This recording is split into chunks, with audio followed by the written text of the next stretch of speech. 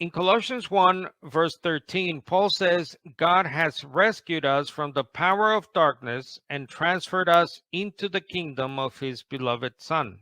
Like the Gospels, the point here is that Christians have been removed from this present evil age by choosing the kingdom lifestyle now. Paul alludes to this fact throughout this chapter. In verse 9, for this reason we also, since the day we heard about it, that is the kingdom message, have not ceased praying for you and asking that you may be filled with the knowledge of his will in all spiritual wisdom and understanding, so that you will walk in a manner worthy of the Lord.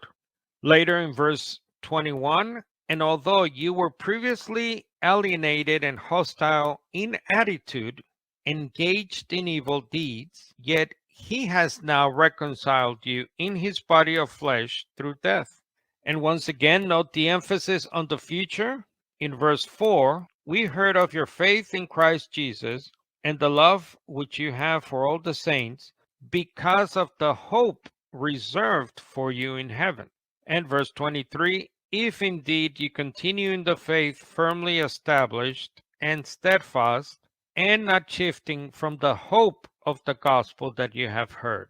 Similar language is found in Romans 14:17, where the context is once again about putting up with the weaker brethren among us in church. This, Paul says, requires from the strong Christian kingdom principles based on the fruits of the Spirit, like righteousness, peace, and joy,